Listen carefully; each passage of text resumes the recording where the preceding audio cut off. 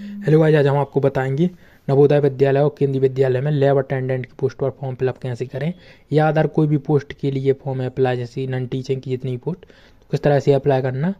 मैंने पिछली वीडियो में लाइब्रेरियन के लिए बताया था, इस वीडियो में नॉन टीचिंग के लिए। तो यदि आप फर्स्ट टाइम है तो न्यू रजिस्टर में क्लिक करें, और यदि पहले से यूज़र आईडी आपकी है तो लॉग इन करें। तो हम रजिस्ट्रेशन करते हैं। सबसे पहले आपको स्क्रॉल डाउन करके यहाँ टिक मार्क करके प्रोसीड कर देना है। आपको यहाँ अपना name, father's name, mother's name, date of birth, gender, Aadhaar card number, same आपको अपलोड करना, फिर एड्रेस अपना डालना है और यहाँ पासवर्ड बना लेना है। पासवर्ड आप अपने नाम @123 करके बना सकते हैं और आगे बढ़ेंगे आपकी डिटेल आ जाएगी। यहाँ आपकी यदि डिटेल सब सही है तो इन सभी बॉक्स में टिक मार्क करें, एग्री करके सबमिट करें। OTP वेरिफिकेशन होगा तो इस तरह से OTP आएगा, नहीं आता तो रीसेंड OTP करें और सबमिट कर दें डाटा। इस तरह से आपकी 2 इन्फॉर्मेशन कंप्लीट हो गई। कंप्लीट प्रोफाइल पर क्लिक करेंगे, पर्सनल डिटेल पर जाएंगे, यहाँ आपको अपना कैटेगरी और नो सेलेक्ट करना है इन सभी में, और मेरिट स्टेटस अपना कोई भी आइडेंटिटी मार्क और कैप्चर कोड डाल के कंप्लीट करना है और आगे बढ़ना है प्रोफाइल में। यहाँ आएंगे, फ़ोटो सिग्नेचर अपलोड करना है, 10 से 200 KB में फ़ोटो होना चाहिए। बिना डेट के फ़ोटो डाल दें आप, कोई प्रॉब्लम नहीं है। दोनों अपलोड करने के बाद आप सभी डिटेल आ जाएगी। आप यदि सही है तो सभी में टिक मार्क लगाएंगे, आई एग्री करके फाइनल प्रोफाइल सबमिट करेंगे। आपकी अब प्रोफाइल बन चुकी है। जैसे आप सबमिट करेंगे, कुछ भी एडिट करना चाहते हैं तो कभी कर सकते हैं। कंप्लीट प्रोफाइल पर जाएंगे, ईमेल आईडी वेरिफिकेशन और करना है तो यहाँ हम कैप्चर कोड डाल के ईमेल आईडी वेरिफिकेशन करेंगे। यदि ईमेल आईडी चेंज करना चाहते तो चेंज ईमेल आईडी पर क्लिक करें और चेंज कर लें। अब हम यहाँ OTP डालेंगे और वेरीफाई करेंगे तो हमारी ईमेल वेरीफाई हो जाएगी। अप्लाई नाउ पर जाएंगे, यहाँ से अब हम फॉर्म फिलअप करेंगे। जैसे हम अप्लाई नाउ पर क्लिक करेंगे हमारे सामने पोस्ट ओपन हो जाएंगी। जैसे आप देख सकते हैं स्क्रीन पर, इस तरह से पोस्ट ओपन हो चुकी है। Assistant commissioner, non teaching, post graduation, TGT और प्राइमरी टीचर। तो हमारे लिए नॉन टीचिंग में अप्लाई करना, तो नॉन टीचिंग सेकंड नंबर पर क्लिक करेंगे, अप्लाई नाउ पर जाएंगे। जैसे ही अप्लाई नाउ पर जाएंगे, यस करेंगे, कंप्लीट एप्लीकेशन प्रोफाइल करेंगे, कंप्लीट एप्लीकेशन फॉर्म करेंगे, अप्लाई डिटेल करेंगे, अप्लाई फॉर डिटेल। यहाँ आप देख सकते हैं सभी प्रकार की वैकेंसी आ चुकी हैं, जिसमें नॉन टीचिंग की पोस्टें दी गई हैं, जैसे junior translator, assistant section officer, assistant engineer, stenographer 1, stenographer 2, junior secretarial assistant, lab attendant, multitasking staff.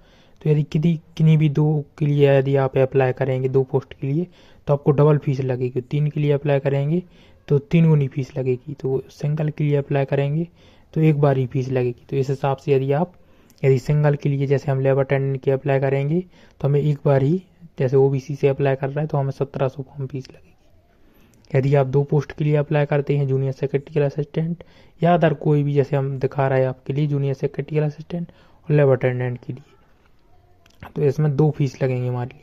इस तरह से आपको ऊपर दोनों सेलेक्ट कर लेने, NBS KBS, और NBS KBS आप दोनों सेलेक्ट करेंगे तो उसमें आपको डबल फीस नहीं होगी। पोस्ट डबल सेलेक्ट करने पर डबल फीस होगी आपकी। तो ये इसमें आपको फ़ायदा रहेगा क्योंकि दोनों वैकेंसी में सेम एक ही बार में अप्लाई हो जाएगा। यहाँ आप आएंगे, 10th 12th की जानकारी डालना है, ग्रेजुएशन की और पोस्ट ग्रेजुएशन की। तो जो भी आपकी मतलब जिस पोस्ट के लिए आप अप्लाई कर रहे हैं उस पोस्ट के लिए जो भी क्वालिफिकेशन मांगी गई, जैसे ग्रेजुएशन तक मांगी गई तो ग्रेजुएशन तक डिटेल डालें, पोस्ट ग्रेजुएशन तक डिटेल मांगी गई तो पोस्ट ग्रेजुएशन, और 12th तक है या 10th तक, जैसे मल्टीटास्किंग स्टाफ या लैब अटेंडेंट, जैसे लैब अटेंडेंट में 12th तक और मल्टीटास्किंग में 10th पास तक, तो उतनी ही जानकारी डालें, एक्स्ट्रा जानने की ज़रूरत नहीं। उसके बाद अप्लाई एंड एजुकेशन डिटेल पर टिक मार्क करें, आई एग्री करें और फाइनल सबमिट करें। इसके बाद आपके सामने फीस आ जाएगी। तो यहाँ आप देख सकते हैं डबल फीस आ गई क्योंकि हमने junior secretarial assistant, lab attendant 2 post के लिए अप्लाई किया था। यदि आप सिंगल के लिए अप्लाई करना चाहते हैं तो सिंगल के लिए भी कर सकते हैं, वो भी हम आपको दिखा दे रहे हैं। जैसे हम आप लैब अटेंडेंट के लिए केवल एक ही पोस्ट के लिए अप्लाई करके दिखाएंगे।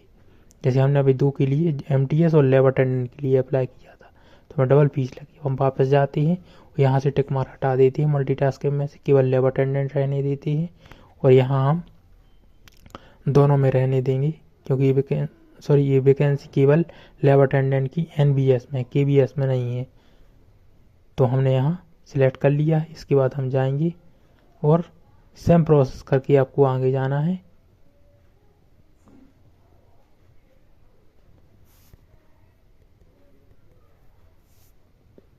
सेम प्रोसेस करके आगे जाना है आपके लिए। सेम प्रोसेस करके तो आपके सामने इस तरह से डिटेल फिर से ओपन हो जाएगी और आपकी फॉर्म फीस कम हो जाएगी। तो यहाँ देख सकते हैं टोटल 1700 में फीस पेमेंट करना है। यदि आप SC के कैंडिडेट हैं तो आपको 500 ही फीस लगेगी। अगर आपको वीडियो पसंद आई तो लाइक सब्सक्राइब करें। Thank you bye my video. कोई भी डाउट होता है तो कमेंट कर पूछ सकते हैं।